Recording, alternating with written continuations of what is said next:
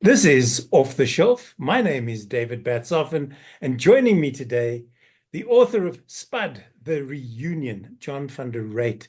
John, welcome to you. It's a bit of a reunion for us as well, given the last time we saw each other was sitting in a tent on the banks of a dry river in the middle of the Kruger National Park.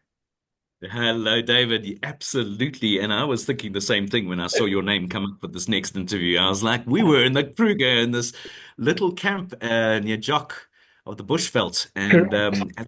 as I recall, they were sort of testing it. It was more of a test, or they were trialing it out, something like That's that. exactly But what it isn't that was. amazing that we've spent a night in the most unlikely place you would expect people like us to spend? Exactly. Who knew, as they say. Now, Spud the Reunion. I have two questions to start with. One, why did you set this at the 10th anniversary? And not at the 30th. Set it in the present when everybody's old and decrepit. They can't remember half the things they did and said. Or maybe that's why. That is why, for one reason. Also, look, also, obviously, my life is quite an inspiration for Spuds. I take a lot from my life that I will Mm. use for Spud. And, my life was very interesting around this late 20s. I went from a place where Spud's at in this new novel, almost having a one-third life crisis or a quarter life crisis, however you like to call it. But it's sort of a crisis of faith in terms of his life and his career and where it's going and what he's going to become. So, I had that, and then 2002 was around that time. 2001, I had mine, and then 2002, a friend of mine, Ben Voss, and I, we got into theatre, and we had a breakthrough with our show Green Mamba, and then on the back of that, I wrote Spud. And so I'm returning Spud to a very, what I recall as an interesting time in my life, quite a Mhm. fascinating time. In amongst that, I got caught up in the tsunami in Thailand. And then, of course, Spud came out, and that was a huge surprise success. So I guess I wanted to go back, not so much just throw a dart at a dartboard and go, well, let's see what it's like in 10, 20, 30 years' time. But Yeah. almost to try and pick it up again, start again like I did the first time, and with the idea that if it was successful, there would be more books to follow this one Mm. at this same era of his life. Now, were you as surprised as I suppose everybody else when Spud the movie was the success that it was? Because let's be honest, the South African movie scene, certainly the English one, is not well known for producing brilliant movies. Yet No, personally, I loved every single minute of Spud the movie. I really and truly lovely. did. Beautifully shot, well Yeah, written, well yeah. acted. Why you needed John Cleese, I don't know, but never mind. Well, he sold it for us. That's the thing. Yeah, You need that someone to is the sell your thing. movie. Yeah, Um, But you know what? I suppose I was and I wasn't because by then, 2010, end of 2010 when it came out, I mean the arc of Spud was that it started slowly but Mhm. steadily, just kept going and going and going. And then I brought out the second, and then I brought out the third just before that film came out, well, in 2009. Mhm. And oddly enough, that was the peak of the whole Spud craze, was the third book. And I think it was probably just the sort of critical mass that built up to that point. But it was almost at that point where the fervor for the movie and the fascination about who would be Spud and who would be cast in these roles and what would it be like and would it be shot at Michael House and obviously there's huge pressure there because there aren't, as you say, a lot of South African films that you can point to, often because they film on a low budget. Mhm. So it just doesn't that match up to international quality Hollywood British Yep. films that have a huge budget. Yeah. And that is always the problem. And with that first Spud film, they had a big budget. I mean, I think the budget was something like 30 million. And then for the next films, it was like 10, 12. You know what I mean? So Use they shot it outtakes on. from episode from the first Well, one. well, that's it. And it was shot on film, and the whole crew was up there at Michael House for 6 weeks. It was beautifully shot. Nothing was left to chance. So, look, I was hoping it was going to be successful. but I didn't expect it to go to number one and Mm. knock off Schuster and stuff because at that stage he didn't knock off Schuster. He owned the top. He did Um, indeed. yeah, So let's look at Spud the Reunion. And when I get a book to read or to review or just to enjoy, I always start at the acknowledgements. And that tells me an inordinate amount about the writer, because what is written, what he or she acknowledges, tells me more about them than the rest of the book. And I love the fact that you started off by saying writing is not a team effort. I want to quote here: writing a book is widely accepted as a lonely trek. I suppose it is when you consider the social interactions of most other jobs. And then you go on to thank everybody, yeah. which is really, really wonderful. Was it a lonely write? Or did these characters come back into your life and go, thank you for releasing the Kraken. We are back and we want to tell you how this book is going to turn out. You know what? It was that. There were sublime moments when I was sitting in the chair there and um, rediscovering this whole world and finding these characters and finding out why they were now changed or not changed, whatever the case may be. It was fantastic. But I guess what I'm referring to there is the day-to-day grind of for me it's 16, probably 16 hours, my whole day and night. I'm Mm. never stop thinking about Spud while I'm working on it. And so I'm reading what I've worked on in the evening. I'm reading it to my wife. We then discussing it. I'm then thinking about ideas. I'm thinking about what I'm going to do in the morning. And then I go to bed and I wake up and I work. And so it's like any job. It has that element where I'm sure in your job too, there's parts that you really love, but then there's the grind parts where Yeah. you're like, okay, I've got to crank it out. I think that one of the hardest things for me with this is there was this Christmas deadline hanging over me for the entire time where I felt like I was always just on the right side of it, but I Mm. had setbacks in my life. My mom had a setback. Jules's mom had a setback. There were just various times where it got complicated for me to just sit and write. So there were challenges, and I think the Pan Macmillan felt it too, and that was part of the reason why I was writing in secret, because if I missed this deadline, we told everybody it was coming out for Christmas, and then it didn't come out for Christmas. And you can see it's only come out in November. So it Yeah. was, they Close. kept giving me time, giving more string. But so I guess there was some pressure there. But I loved it also because I was freed up by Spud being 28, not 16, 17, 18. Yeah. Spud can now go places and say things and discover things that he couldn't before. It wouldn't have been authentic for a boy of 17, 18 Yeah. to have that level of understanding of the world. So I enjoy that more. I feel freed up by this adult novel.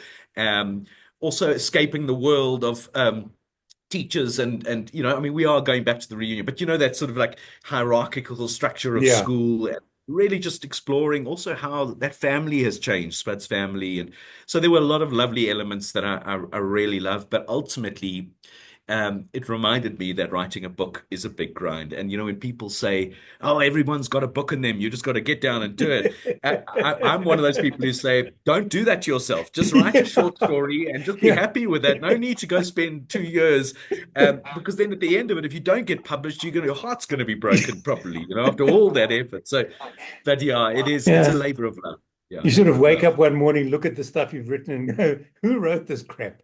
And then you Well, realize it you was see, that's you. That's the other thing is you go through doubts, and having a good editor and a good publisher who are pushing you and are not cheerleaders. They're not people who going, "Oh, you're brilliant. You're such a great writer." They're actually coming in hard with critique. They're pushing me. That was very good too, because as an actor, I like critique. It's like I like to sit down with the director after a performance and get my notepad out and fill a notepad with notes about how I can improve. And, I like that. I don't like directors who come up and just give you one little note and then wander off. I like interaction like that. So actually for me to also have these other people working on it, who have the outside eye, whereas I don't. Once I go down there into that tunnel and you've Mhm. done every comedic moment you've gone over 20, 30, 40 times, you eventually stop laughing at it, even if it is very funny. Yeah.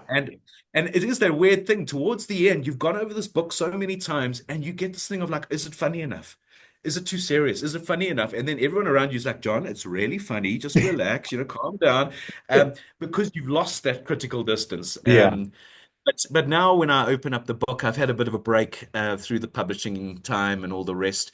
I open it to just about any page, it entertains me. So I feel that's what the Spud books did before to me. So I think that's a good indication that it's on track. And if it's making you chortle, then it's making readers chortle as well. Yes. Yeah. Somebody, one of South Africa's comedians, once told me that comedy is the only theatrical form you get to rehearse in front of a live audience. Yeah. And And that's stand why up it's terrifying. specifically. It's terrifying Oh, because you it's have no terrifying. idea what's coming. But now, have you had people come up to you you've already done a couple of book signings. Are these people who have bought copies and read, or have just bought and just want you to sign? And if they have read, have they gone, oh, why didn't you get one of the characters to do this, or why did you have one of the characters do that? You've either expanded on or reduced our love for them. Yes. Well, you know what? I've had most people are just buying, coming to get the book for the first time. It's, because it Right. only released last Friday, but I've had about maybe 5 to 10 people getting in touch with me on social media, sending me a message. Um, People from overseas too. A lady, and I don't know if they're South African or they just, but a lady in New York said she nearly missed her train to Hudson Valley because she was so engrossed. Somebody from Australia because they've got the ebook as well because that came Correct. out, and a lot of them have just. So I think the ebookers have almost read it first. But there's some people that have just mostly I'm getting this thing of like, it's so great to be back. I can't believe how much I've missed this. And it's Mm. like going back into a world that makes us feel happy and comfortable um and and also, messages from people saying, I haven't finished a book in 8 years, cover to cover. And I've now been in a reading bubble this whole weekend. And it's just Yeah. so that is a very good, that's always been Spud's role to reach people who aren't just in the literary world and Mm. the intellectual world, but people who they perhaps don't really read, but their first book is Spud, and they Because will this is read not a Spud. small book. I mean, this is a No, proper read. You didn't just do it's a proper read. 120 That's pages and call it quits. That's it, and it's not a Christmas stocking filler. And I think some people might think that I was coming back to make one, Yeah. just a happy-go-lucky reunion, but it's certainly not that. But at the same time, I still feel it sits alongside the other Spuds in the series. It's got the same sort of they called it Bildings Roman the genre of Mm. which is the personal development and spiritual development of the character, and very much that is Spud. It's like they coming of age, but in that sense of learnings. How does he, and particularly in this one, the school books were quite coming of age, but this one it's very much of a man who needs to figure out life to get to the next Yeah. step. Well, he's going to be stuck on that same step for his 30s now, and that's why that reunion is important. And I think that's the thing. It's not just going back to the reunion to have a laugh and to see the old characters. It's like a vital passage in Spud's life that's going to shape his life going forward. Yeah. Have you personally been back to any of your school reunions? No. But I have a very good understanding of what has gone down at them. Also, what happened with me is obviously I was on the film set for Spud at Michael House for 6 weeks in Right. 2010, early 2010, and that has provided me the how do I say, the broad base of lived experience that I'm reflecting on in the In reunion. this, I yeah. don't actually want to go to Michael House now because the school is changed so much. It's beautiful. It's almost perfect now. It Mm. wasn't perfect in my day, but it just looks so manicured, and they've built new quadrangles and new houses. And there were 7 houses when I was there. I think there are 10 houses now. So Mm. it's um, a sense of I didn't want to go because it was going to blow me. I was going to start now reflecting on stuff that had happened much later. So Yeah. that movie experience gave me that. But then the other thing is I'm on the Michael House 92, 93 group, where you have like your year group on a WhatsApp group. Yeah. So So I'm just about every day somebody's posting something. And also there was quite a bit, our 10-year reunion. I was Mm. actually doing Green Mamba at the theater on the square in that June when that happened, Yeah. which is, and tomorrow night I'm doing a launch there. So that's a real Right. kind of a full circle. But ultimately there was quite a big showdown at our Mm. reunion that was well known, and it obviously got a little bit violent and testy. And so I already knew that going into this. So I do have, and then also, there's the mythology of Michael House. I was there this weekend for the launch. Saturday night, I went to Notty's, staying at Notty's hotel, and slipped into the pub, hoping to have a little quiet, little celebratory ale. And Mm. then, half the Oaks dancing who were frothed out of their heads recognized me, came over. And, they're from college and Hilton and Michael House and, probably a little older than me. And they started telling me stories. And they do, and the Michael House mythology. I mean, you think this that is full of kind of weird and crazy stories, but these guys tell stories and also about characters that inspired the book. I mean, I find out one of the characters, like Pike, for example, Mm. died 3 years out of school in a motorcycle accident. I found that out on Saturday night. So, Right. there's a sense of story and legend that also goes into the building of it. So it's not really just, how do I say, my experience and distilling that out into Spud. Mm. There's also a lot of using that greater mythology of Michael House. The characters in here, the Crazy Eight, Rambo, Mad Dog, Vern Fatty, Garth Garlic, Boggs, Simon, and of course Spud, are they all based on people that might recognize themselves, or are they conglomerates of people that you knew and that were at school with you? It's a mix. There's actually a mix. Some are quite close to the original inspirations. Others are conglomerates of 2 or 3 people, and then others are completely fictional. So the thing is, when you then put the Crazy Eight together as a unit, you've It got all works. three. Yeah. It works, and that's the thing. Is just I've completely almost forgotten now who were the real influences, who were the because I don't even see those people's faces anymore when I Right. write. I see almost the vision. I don't see the movie guys either. I see Yeah. my own vision of what they look like. So, yeah, I mean, it's a fascinating thing. I mean, I sometimes, if I really think hard about this whole what's gone on to me in Spud and the movies and everything like that, it sometimes blows your brain because you get back to that thing of how the hell did this all start? Kind of like Well, how does this start? that But leads back to my next question. Well, that leads into my next question, which was if I'd met you as an 18-year-old, would you have known that this was going to be your life path? Or are you just going to, I don't know, go and work in a bank for the rest of your life and be happy wearing a suit and tie? No, it was I would have told you this is going to be my life path. That Oliver I was in at school, which I reflected on for Spud, Yeah. playing the lead role, I think changed a lot for me. I mean, maybe it's you once you've tasted the lead role like that in a school, but also there were girls at school. I mean, it was just I had a taste of this life, and I thought I loved every bit about it, not just the glamour of it, but just the performing, being on stage. I wasn't frightened. I Mm. was excited to be on stage. Many people are quite frightened at the thought of getting onto a stage. So, it was all that stuff. But, I was still immature. I was more immature than Spud when I was 18. Right. So I probably would have told you, oh, I'm going to be this and that. But what I wouldn't have figured out at 18 is that my career was going to be as a writer or an author. I Ah. think I would have told you then I would have been an actor, a through and through actor. Mm. And because that's what I wanted back then. But it was at Varsity that I discovered that actually I had a greater talent for writing probably than acting. And I was a solid actor, but but writing, I had there was just an element where I could do what maybe the students around me couldn't do. Mm.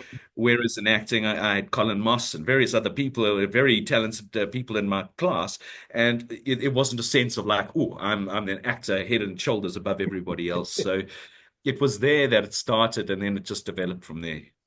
Now, in the book, you talk about Spud's 6 simultaneous emotions. Yes. But then there's a warning. It says, do not try these at home or anywhere else, which I thought was very funny. Horror at the thought of going back to school, irritation, at the family for being blind to the complexities of the invitation, annoyance because you were irritated, embarrassment. And this is the one I want to pick up on, because if you do go back to a reunion, and I was going to go back to my 50th matric reunion, Wow. and then it all Wow. fell apart. I realized that the people that I'd been at school with in 1970 were still stuck in the 70s, whereas I believe would like to believe I have grown as a human, and they haven't. Yes. So I Yes. didn't go. But I Right. think because I think I might have embarrassed myself by spouting out some things that they knew nothing about. Right. Um, Yes. Frustration and shame, you mentioned, and my only mild panic, John. Well, you know what that is? He's feeling the panic now, but the Yeah. sense that he felt this mild panic for 4 years at school Yeah. every single day. Why would I take myself back to that? And you know what? I mean, the one thing that he doesn't, I mean, he does mention it, but in that list is the other key reason is he doesn't really have a best friend. These guys were like a gang. Mm. They were wild. They were off the charts. They took chances. They were confident. What have you. They were like a gang. But the fact that they've all gone their separate ways tells you that they weren't close buddies. And I Yeah. think for me, that was a big thing for me. Like, if I had a lot of close buddies there, I would want to go back to these reunions because I Yeah. would know I'd have such a great night. But now I'd be going back, people I haven't seen in 30 years. And Wouldn't be the there would same. be some guys I would get on well with, and others, a lot of people I wouldn't know who they were or would forget their names. And I guess I've always felt that my time there it wasn't. I didn't leave the school going, oh, that was the best experience of my life. I preferred my varsity years in many ways to my school years, but they've become very important to me because of Spud and Because the of work that Spud. I've done. Yeah. Yeah, exactly. And I left Michael House, and for quite a few years I was like, I don't think I actually got anything out of Michael House. Like that couldn't have got out of a government school. Yeah. I was kind of looking at my career and I was going, I don't see the old school tie helping me here, trying to audition for parts. That's not going to help you. And chances You are, walk in, go, hello, I'm John van der Reet. I went to Michael yeah, House, and they go, so yes. what? Yeah, so what? Well, you Be for the start, role. that's it. And so, I kind of felt like maybe I just hadn't really, I was immature at my class, and I got the sense that maybe I hadn't got the most out of it. I don't particularly sense that I was highly rated there or seen as a future big talent or anything like that.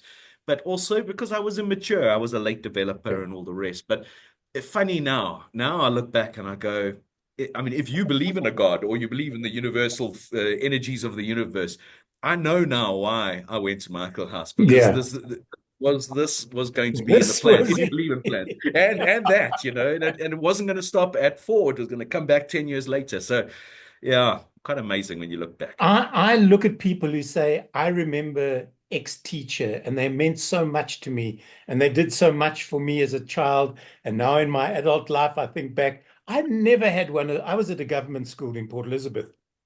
And I have no memories, special memories of any of the teachers, except for our maths master, who in standard eight, his name was Mr. Lombard, zombie, tall, skinny man who drove a Carmen gear. But when I walked into the maths class in standard eight, he took one look at me and he said, Batsoffen, stop wasting my time. Go and do geography, which I did. He's the only one Good I for you. remember. Good for you. But that's the thing, eh?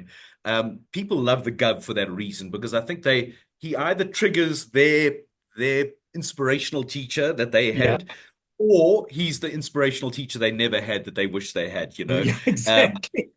but the same for me. I mean, there were some good teachers, but there were also some not just average teachers Mm. at Michael House. And I think the feeling was oh, all the teachers would be brilliant there. But you also understand you part of a conveyor belt of boys. You're just going through Exactly. that school and going through that school. So um, I think parents all feel their boys are special, and At some particular uh, time. and no, and you just on that conveyor belt. But ultimately, having actually gone back to that school now, I've spent quite a bit of time in the last few months there, publicity and what have you. but it does feel like a different place. Like South Africa feels a different place to the Mm. early 90s. Yeah. Michael House feels like a different place. Um, we've gone from like the sort of dark old days of boy management and sort of like caning and corporal punishment and Mm. fagging and all that stuff to now a very different thing. There still are hierarchies, but you don't get the sense that the macho, hyper masculine, rugged, almost like old Bach rugby style, kind of Yeah. like let's go on them vibe. It doesn't exist there so much. I will preface that saying that that's from the outside because once you get in Yeah. the dormitories, you may get it. But Different I'd like view. to Yeah. talk to everybody in the queue. And at Michael House, there were quite a few boys coming through getting books signed, the new book signed. And some of them were in grade eight. And I asked everyone, "Are you enjoying it?" And everyone said, "Loving it." And I wasn't loving when I was a lighty there. The first year was tough. There's Yeah. no way I would have told anybody I was loving it. I would have said, I'm getting through it, I'm managing, but it's tough. Um, but it tells me that those institutions have had to change Change. as Yeah. our society changes and becomes more civilized in many ways. You mentioned earlier that there'd been incidents with both your mom and Jules's mom. Did any of that make its way some way into the book or into one of the characters' lives to explain a situation or explain a feeling that they were having? I do. I think that hang on, let me say this. I don't think well, Jules's mom happened like literally 2 days after I handed the final manuscript. Oh, And so that was okay. just after. But my mom was in January when I was doing, it was ladders up and I was, really smacking it. But it really helped for me there was the distress about it because my mom had a terrible back. We thought it was a bad back strain, but actually her bottom of her spine had crumbled, and so Oh, she's dear needed me. major surgery Yeah. and stuff. And then and she went a little bit loopy like Wombat in hospital, which was even more concerning. Um, uh, because I'd never seen my mother like that, but now suddenly she was like telling me to pick her up in a green tent in Newcastle and stuff. Not knowing, but I think it was the anxiety that sort of threw her for a loop. I mean, she is getting, she's 80, but for a woman who'd been living completely fine by herself, managing her life, suddenly to be talking rubbish. Mm. So, and my sister's in America, so I had to down tools, and this is where having a publisher who goes. And this is where the pressure really increased because now I always felt I was a few weeks ahead of the deadline, and then suddenly I got Bang. behind the deadline. But I think I channeled that when I came back to the dramatic draft, which started in about March, January, February. Before that, I was doing the comedy layer, and when I got into that deeper dramatic stuff, I actually had some. There was that anguish there for me when Spud talks about his own family, the Mm. frailties of seeing his mum taking the strain, his gran who should be in a home, his father who's had a melanoma removed from his leg. He starts to see the frailties. He's seeing that, Mm. and like I was seeing, where suddenly you go from to almost being the parent to your mother, Yeah. whereas she's always been the parent to you, and it just happens like that because she's indisposed, and you've got to now decide. Well, she can't go back to her flat. Where's she going to go live now? You've got Yeah. to suddenly make all these calls for her, help her do her finances, do this, go. So you're almost like going to have meetings with the headmaster at the school that she's going to Exactly. go into. You know what I mean? And so that was interesting, but I didn't. I've now my mom lives in this place. It's a beautiful, modern place for the elderly, care home, so forth. She's got her own room and everything, and a Mm. flat screen TV. She's a very nice Yeah. place. But it's given me such a great idea. If there's another Spud, I now want Wombat to be sort of moving to one of these homes because I've now got, and I believe, and obviously I've always found. I know this sounds terrible, but I always found Wombat's dementia quite funny because, as a young boy, you do. It's For hilarious, sure. Yeah.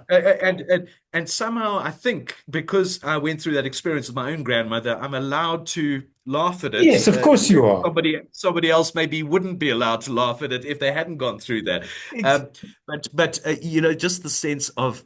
when I go visit my mom there. I mean, it's something very funny about that kind of place. And I just thought wombat let loose in a place like that. And I suddenly thought, oh, that would be nice. So, but all of this requires the book to sell off the charts and all the rest to Exactly. get there. Well, So I I've hope it always, does. We're coming to the end of our time together, John. And this is what I hate about short interviews because you go and it's gone. So uh, two questions just to round up. One, did you know when to write the end, deadline aside, and hand a book in? Did the book and the character say to you, enough is enough? You've said what you needed to say. Like the end, like a cliffhanger in a TV series. Let's leave them wanting more, and then in a couple of years we'll write another book. you know what I wanted to do? I wanted it to be almost ambiguous at the end, whether this is the last.